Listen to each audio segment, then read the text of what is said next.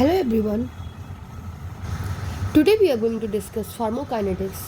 That means the membrane transport, absorption and distribution of drugs, in which today we will cover some portion. In this video we will cover some portion. So let's start pharmacokinetics. Pharmacokinetics. Now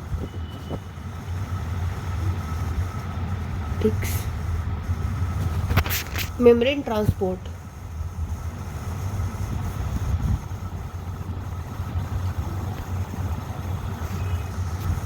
First we will look the passive diffusion. Passive diffusion means कि क्या होता है, जो drugs होते हैं और diffuse करते हैं okay across the membrane in the direction of concentration gradient that everyone knows. We all know concentration gradient मतलब हाई टू लो. और इसमें जो मेम्ब्रेन होता है, membrane has no active role.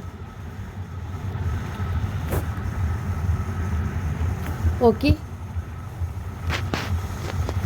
और जो मोस्ट ऑफ द ड्रग्स होते हैं ना, हमारे जो मेजोरिटी ऑफ ड्रग्स होते हैं, उनके मोस्ट इंपॉर्टेंट मैकेनिज्म यही होते हैं. So passive diffusion it is most important mechanism for majority of drugs.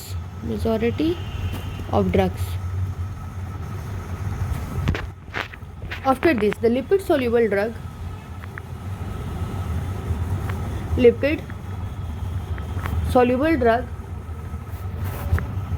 they diffuse by dissolving in lipoidal matrix okay of what, of the membrane. After that, जो lipid soluble drugs होते हैं उनके जो rate of transport होता है, rate of transport मतलब किस rate से, जैसे लिपिड सोल्यूबल ड्रग्स जो होते हैं इजीली डिजॉल्व हो जाएंगे, ठीक है ना. जो मैट्रिक्स है, मेम्ब्रेन का मैट्रिक्स, उससे डिफ्यूज़ होके उस साइड चले जाएंगे. एंड जो रेट ऑफ ट्रांसपोर्ट है, ठीक है ना, प्रोपोर्शनल क्या होता है, being proportional to the lipid upon water. Okay, lipid upon water partition coefficient of the drug. इसका मतलब क्या हुआ कि जैसे अगर मोर लिपिड सॉल्युबल ड्रग है, मोर लिपिड सॉल्युबल अगर ड्रग होते हैं तो क्या होगा, वो ज़्यादा हायर कंसनट्रेशन मेम्ब्रेन में हो मतलब जाके ईजिली मतलब कि more lipid more soluble drug will diffuse, मतलब ईजिली डिफ्यूज़ हो जाएंगे ना, क्योंकि वो मेम्ब्रेन से ईजिली मतलब कि ईजिली वो मेम्ब्रेन के थ्रू ट्रांसपोर्ट हो जाएंगे. So a more lipid soluble drug will diffuse quickly. और सेकेंड क्या पे डिपेंड करेगा, एक तो rate of transport will be dependent on the lipid upon water partial concentration. Second on they depend on as greater the difference in the concentration of drug on the two side of membrane, then the faster will be the diffusion. Faster is diffusion. So this was the thing about passive diffusion. Okay, a lipid soluble drug कैसे. अब now what are the influence of pH, कि मतलब pH का क्या influence है किसी भी drug के मूवमेंट पे. So now we will look the influence of pH. तो pH पे कैसे डिपेंड करेंगे, उसके लिए इसके लिए हमें सबसे पहले ये जानना होगा कि जो मोस्टली जो ड्रग्स होते हैं, तो मोस्ट जो ड्रग्स होते हैं वो क्या होते हैं, वीक इलेक्ट्रोलाइट होते हैं. वीक इलेक्ट्रोलाइट ठीक है। अब अगर ये वीक इलेक्ट्रोलाइट है तो मतलब इनका जो आयोनाइजेशन होगा, जो ब्रेक होगा, वो पीएच डिपेंडेंट होगा। So their ionisation that is pH dependent. जबकि हम देखते हैं जो स्ट्रॉन्ग इलेक्ट्रोलाइट होते हैं वो कम्प्लीटली मतलब कि नियरली कम्प्लीटली आयोनाइज होते हैं acidic as well as alkali medium पे। बट जो वीक इलेक्ट्रोलाइट है उसकी तो आयोनाइजेशन पीएच डिपेंडेंट होगा। तो जो हम आयोनाइजेशन हम वीक एसिड का हमने पहले केमिस्ट्री में भी पढ़ चुके हैं कि जो आयोनाइजेशन होता है वीक एसिड का, ionisation of weak acid HA that is given by equation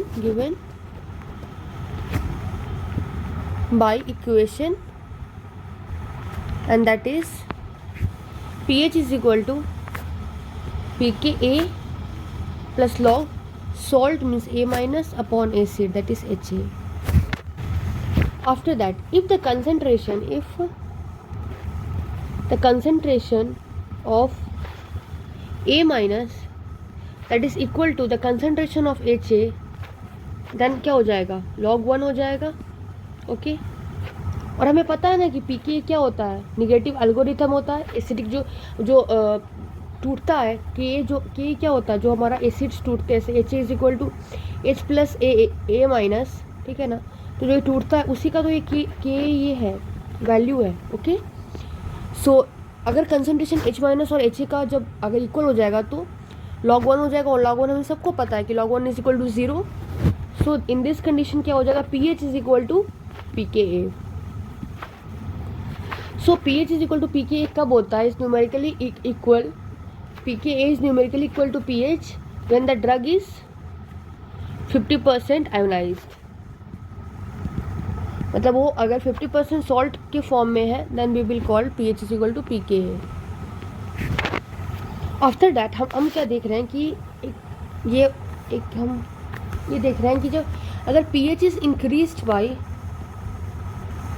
1 scale, this is a language. मतलब इसका मतलब ये होता है कि अगर हम लोग pH को 1 मतलब 1 बढ़ा देते हैं, है ना, तो क्या होगा, दैट मीन्स दैट कि log salt upon HA is equal to 1, मतलब 1 हमने बढ़ा दिया ना pH को, ठीक है ना।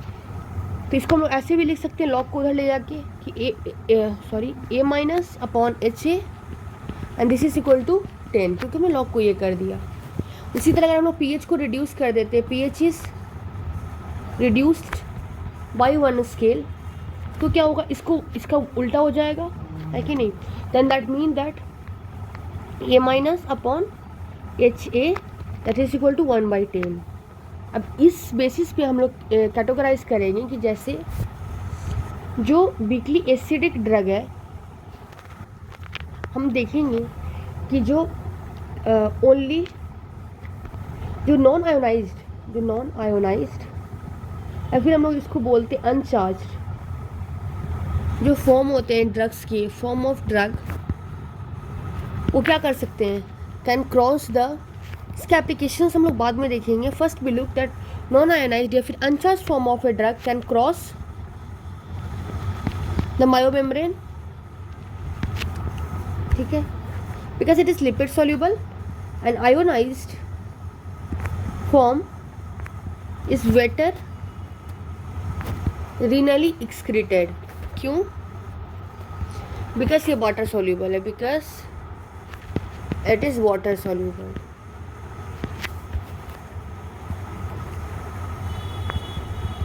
सो हम लोग क्या बोल सकते हैं वीक एसिड और वीक बेस के लिए कि जो आयोनाइज्ड है वाटर सॉल्यूबल है, नॉन आयोनाइज्ड जो है लिपिड सॉल्यूबल है, ठीक है ना।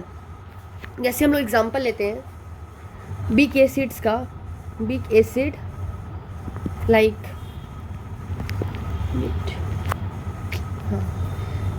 RCOOH that converted to RCCO minus plus H plus, और RCOOH है वो क्या होते हैं, weak acid, so it will cross the membrane and this RCOOH that will be better cleared.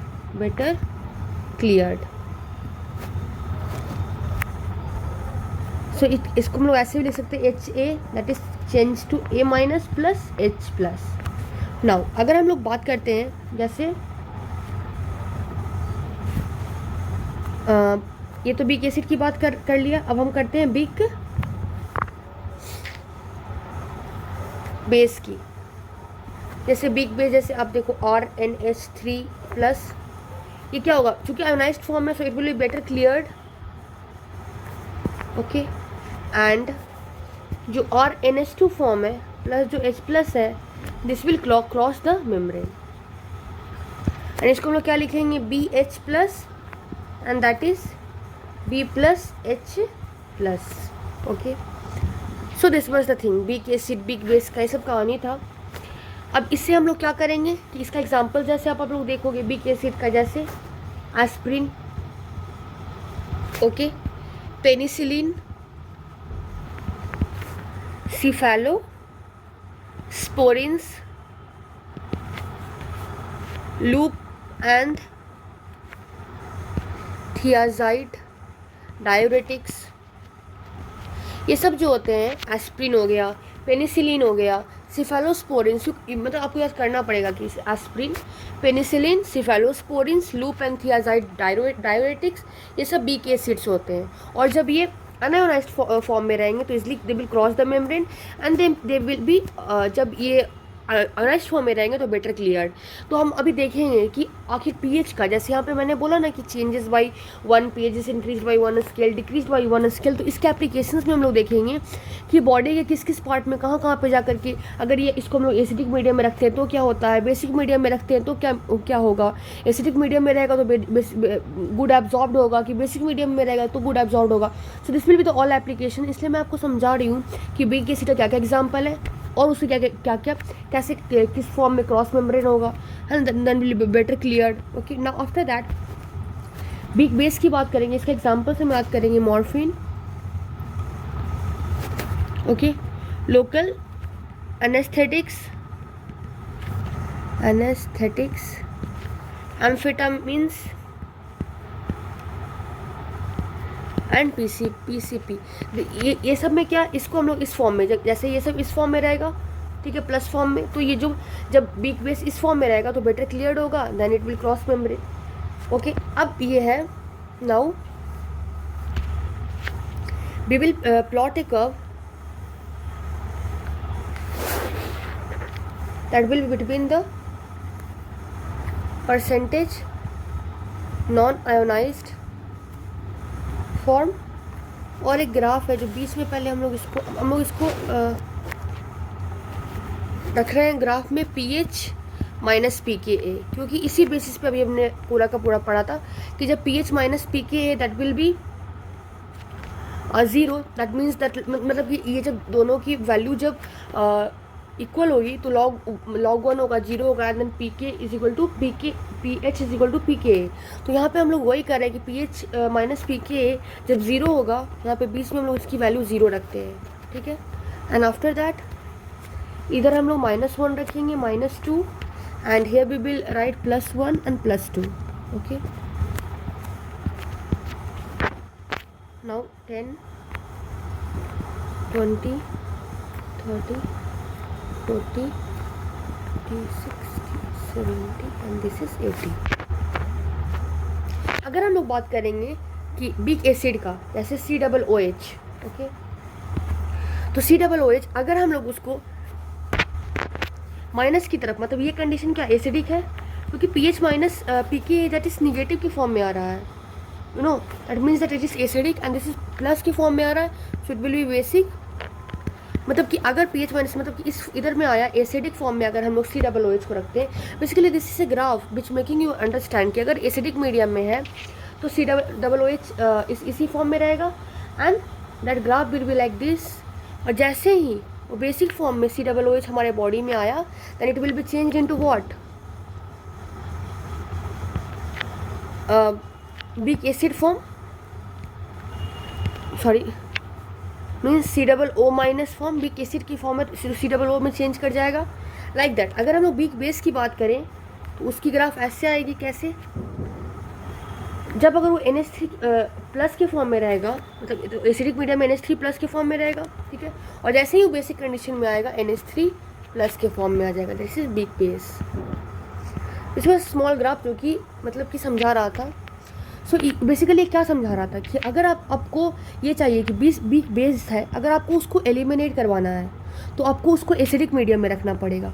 Acidic medium में रखोगे तभी ना वो NH3+ के फॉर्म में रहेगा और मेम्ब्रेन को क्रॉस नहीं करेगा और वो एक्सक्रीट कर पाएगा। सो इस ग्राफ की यही इंपॉर्टेंस है। ये ग्राफ मैं इसलिए आई हैव ड्रॉन हेयर कि अगर कोई हमने किसी बीक बेस का इनहेलेशन किया तो हमें उसे किस मीडियम में रखना पड़ेगा। अगर हमें उसे एलिमिनेट करना है तो हमें उसे एसिडिक मीडियम में रखना पड़ेगा एंड वाइस वर्सा।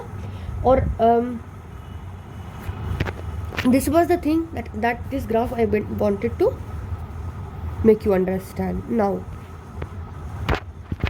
हमें लगा कि इतना कुछ हमने पढ़ा, बट इसके एग्जांपल्स क्या क्या है। जैसे हम लोग देखते हैं एग्जांपल्स, जैसे ए में एसिडिक ड्रग, जैसे एसिडिक ड्रग क्या हमने पढ़ा था अभी ऊपर, एस्प्रिन पढ़ा था ना, aspirin. Okay, so here acidic drug, उसमें क्या एग्जांपल इज एस्प्रिन, ठीक है ना। उसका pKa जो होता है दैट इज 3.5 होता है। ओके, अब ये क्या है, मतलब कि एसिडिक ड्रग है। हमें ये पता है कि जो एस्प्रिन होता है बीक एसिड होता है, मतलब कि COOH के फॉर्म में रहेगा। सो इट विल बी क्या, ये एसिडिक फॉर्म में क्या रहेगा, अनआयोनाइज्ड फॉर्म में रहेगा। सो और largely in unionised form at acid gastric pH। और इससे क्या होगा, अगर ये अनआयोनाइज्ड फॉर्म में रहेगा मतलब ये एब्जॉर्ब हो जाएगा, एब्जॉर्ब फ्रॉम द स्टमक। और अगर हम लोग बेसिस की बात करें, बेस एग्जाम्पल इज एट्रोफिन, ठीक है। इसका pKa क्या है, 10 है। ये क्या हो जाएगा, लार्जली आयोनाइज रहेगा वहाँ पे इन द सेंस में स्टमक में, बट अगर ये इंटेस्टाइन में जाता है तो अब्जॉर्ब होगा क्योंकि वहाँ पे इसको pH हाई मिलेगा। जैसे कि जैसे एट्रोपिन है that is the weak base का हमने क्या कहा था कि जब उसको एसिडिक कंडीशन मिलता है तो वो पॉजिटिव फॉर्म में, मतलब यहाँ पे तो अब्जॉर्ब होगा नहीं, लेकिन जैसे ही उसे बेसिक मीडियम मिलता है, this was the acidic, this was the basic, तो वो अब्जॉर्ब होता है क्योंकि वो अनआयोनाइज्ड फॉर्म में रहता है। सो largely ionised and absorbed only when reached in intestine. So ये इसका प्रिंसिपल है कि समझ रहे हो ना, so this I wanted to tell. इसका प्रिंसिपल ये है एंड इट इज़ इम्पॉर्टेंट क्योंकि ये बहुत सारे ड्रग्स को हमें समझने में, ये कहाँ पे एब्जॉर्ब हो रहा है, कैसे एक्सक्रीट होगा, उसमें हेल्प करेगा। नाउ इसके बाद और एग्जांपल्स देखते हैं। जैसे बी में जो unionized form of acidic drug है, unionized form of acidic drug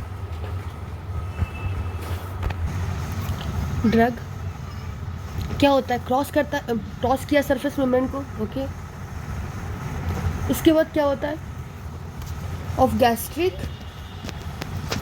mucosal cell, अभी क्या करता है, रिवर्ट हो जाता है, रिवर्ट टू आयोनाइज्ड फॉर्म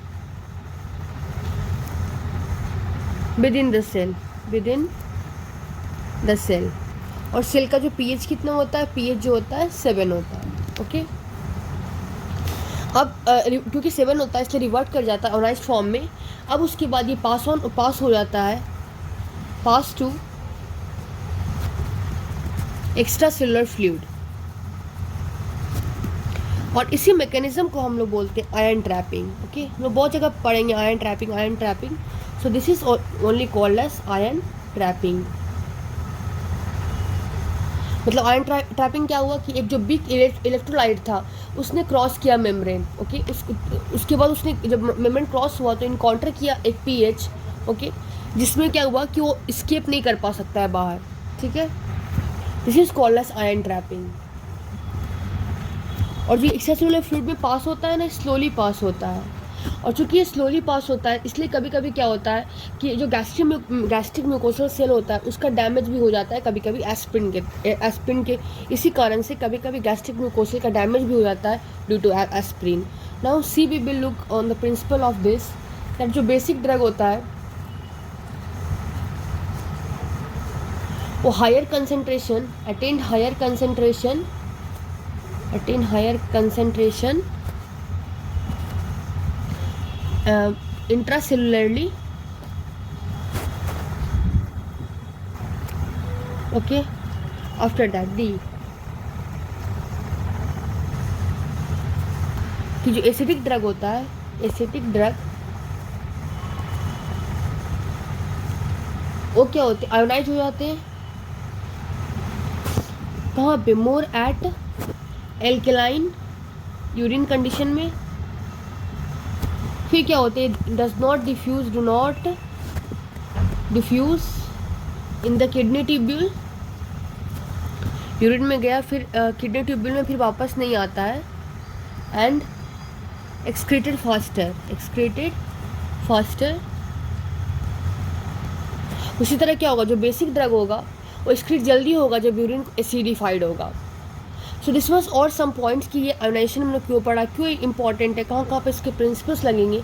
अभी जब हम जैसे जैसे ड्रग्स के बारे में पढ़ेंगे, कभी हमें एक्सक्रीशन करवाना होगा तो हम देखेंगे कैसे किसी हम लोग यूरिन को एसिडिक कर रहे हैं, बेसिक कर रहे हैं। Okay, so we will look and आगे हम लोग पढ़ेंगे। नाउ उसके बाद अब एक पॉइंट और था कि जो lipid soluble, lipid it is totally different point कि लिपिड सॉल्यूबल नॉन इलेक्ट्रोलाइट जो होते हैं, example is like ethanol, diethyl ether, ये क्या करते हैं, rapidly they cross the biological membrane और इनका अंदर transport is pH independent. Okay, now we will see some कि कैसे कैसे मतलब जो आयोनाइजेशन होता है वो जैसे हमने पढ़ा ना कि रीनल क्लियरेंस ऑफ ड्रग को इंक्रीज करता है। सो उसके बारे में हम कुछ देख लेते हैं कि you know some points which are important, और we will see it in elimination. Now अभी हम लोग आगे बढ़ते हैं। Now we will look filtration. Filtration means क्या, कि जो ड्रग्स होता है वो उसका passage through the aqueous pores in the membrane और पैरासेलुलर मतलब दो सेल्स के बीच के स्पेसेस से। So filtration here means the passage of drug through aqueous pore in the membrane or through paracellular space.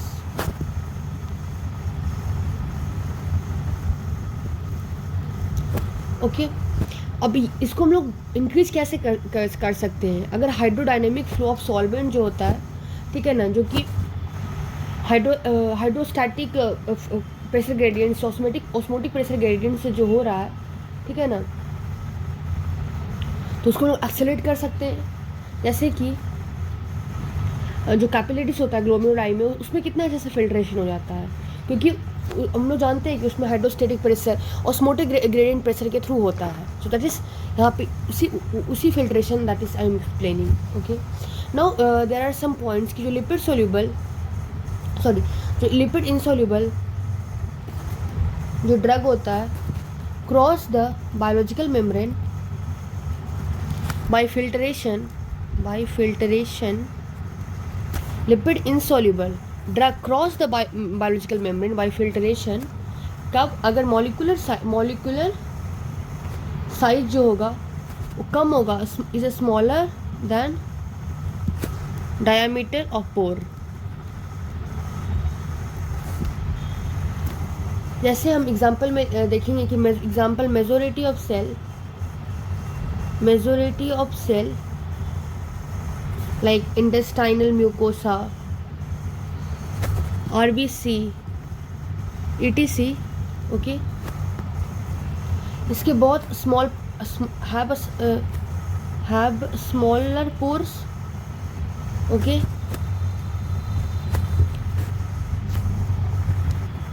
that is of the 4 angstrom का जैसे होता है, ठीक है ना।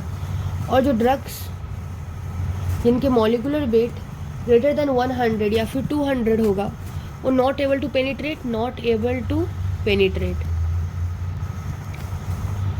जो कैपिलरीज होते हैं, capillary except those in brain, उनके जो हैव पैरासेलुलर स्पेस वो कितने होते हैं, 40 एंगस्ट्रॉम होते हैं। और जो मोस्ट ऑफ द ड्रग होते हैं, most drug even the albumin filter कर जाते हैं इससे, फिल्टर। ओके, तो हमें क्या याद रखना है कि फिल्ट्रेशन मतलब कि जो या तो पैसेज मेम्ब्रेन के थ्रू या तो पैरासेलुलर स्पेस के थ्रू, ठीक है ना। ऐसे मेम्ब्रेन्स में क्या क्या हमने बात कर लिया, मेम्ब्रेन से हमने बात किया, ऐसे मेजॉरिटी ऑफ सेल्स था, जैसे इंटेस्टाइनल म्यूकोसा, आरबीसी, इसमें मेम्ब्रेन की बात की। और हमने बेसिकली बात किया कि जो लिपिड इंसॉल्युबल मेम्ब्रेन होते हैं वो क्रॉस करता है बायोलॉजिकल मेम्ब्रेन को, ठीक है ना, बाय फिल्ट्रेशन, ठीक है। और जो मॉलिक्यूलर साइज होता है छोटा होता है as compare to diameter of pore. और जो मेजोरिटी ऑफ सेल है इंटेस्टाइनल म्यूकोसा, आरबीसी, उनके पोर्स बहुत छोटे होते हैं। और ड्रग्स जिनके मॉलिक्यूलर वेट 100 200 से ज़्यादा होते हैं वो नॉट एबल टू पेनिट्रेट। और कैपिलरीज, ठीक है ना, ब्रेन को छोड़ करके उसमें क्या होते हैं, पैरासेलुलर स्पेसिस होते हैं जो कि 40 एंगस्ट्रॉम का होते हैं, ठीक है। जो मोस्ट ऑफ द ड्रग है इवन एल्ब्यूमिन सारे के सारे फिल्टर कर जाते हैं। आफ्टर दैट यहाँ पे जैसे हमने पढ़ा था कि पहले जो पैसिव डिफ्यूजन में वहाँ पे जो रेट था वो डिपेंड कर रहा था on the lipid solubility of the drug, on the pH of medium. But here क्या होगा, here the diffusion of drug across capillary is dependent on rate of blood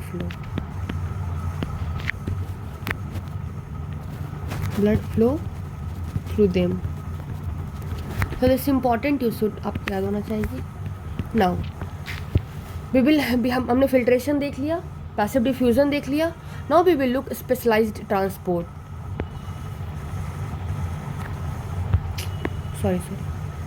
Specialized